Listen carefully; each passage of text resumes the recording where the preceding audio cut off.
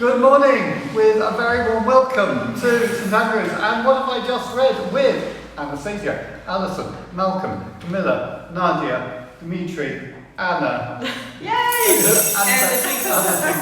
jingle. So this is a total chaos. What have I just read? Especially as well, Alison, well done on those readings. Oh my goodness. Well, I read those readings and then sort of like didn't quite know what else I was reading after that, although it was actually quite clear. Was he speaking about himself? Because it was by Ezra, and then he was saying there was a scribe, Ezra, who did this and this. So Oh, I don't know. was he actually speaking about himself? Yes, he is. He's speaking about. Weird, isn't it? He is speaking. I mean, it's really strange because this is chapter 7 of the book of Ezra, and I hadn't realised this, but Ezra has just appeared at this point.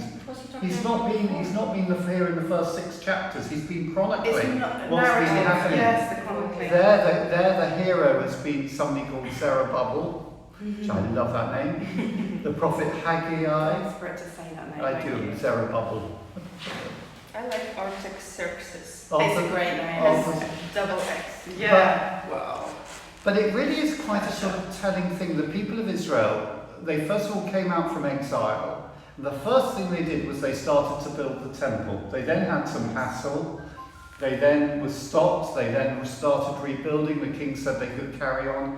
And now Artaxerxes sends them a priest to come to the temple as they're building. So they begin building the temple. Then the priests come. So in other words, it's such a good picture. They get it. They get the worship right first. So it's like St. Andrews, we need to get the worship right and then get our new...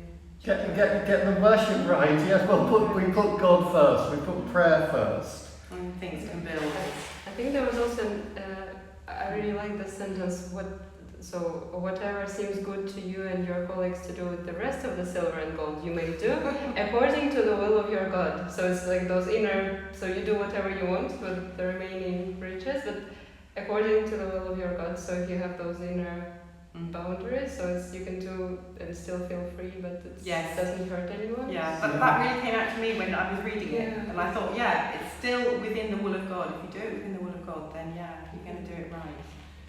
It's just knowing the will of God.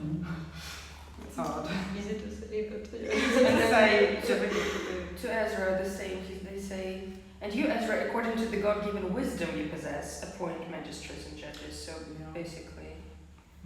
Again, all depending on God, isn't it? Coming back to Him every time. And then we move on to Romans 11, and this is I found that this is a fascinating reading. It's again wrestling. Paul is wrestling with this issue about how the promises of God were given to the Jewish people, but they seem to have rejected them. And it's come to the Gentiles, and thank you, Mike. Mike has just said, what a big colourful group. I love this big colourful group. So God is saying, well, has God then been faithless to his covenant, to his promise to his people?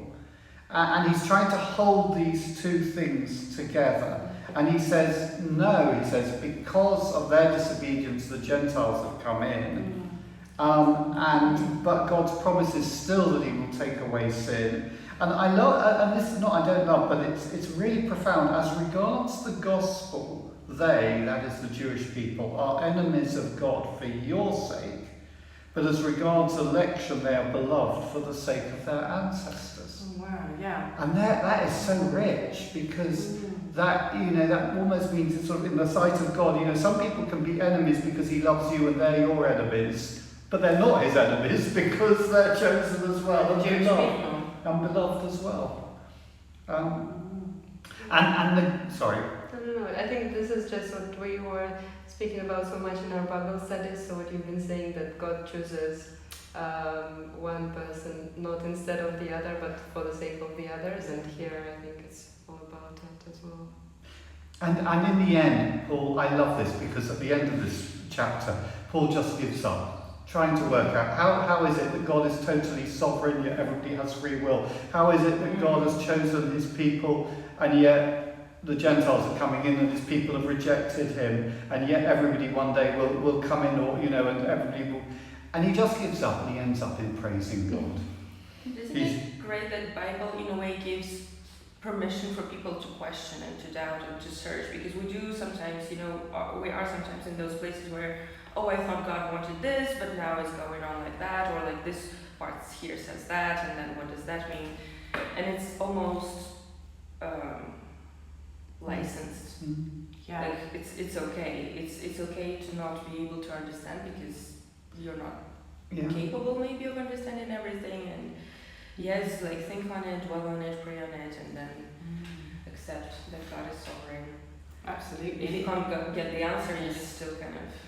And then sometimes it's a mystery and it's very, very deep. Exactly. Sometimes you just can't really It's get a the point mystery at this moment at all. Like, And in the end, we just praise God. It's a little bit like... How unsearchable are his judgments, how inscrutable his ways. Who's known the mind of the Lord? Who has been given a gift to him? Or for from him, through him, and to him are all things. To him be glory forever. there is a question from Mike. Enemy of God for your sake, what does that mean? Yes, we were saying that, but that's sort of almost that because they're opposed to you, and you're the people putting your trust in Jesus, they're God's enemies. Because, but as I say, but actually they're not God's enemies. So that in this phrase, it's talking about Israel. Yes, it's talking about Israel.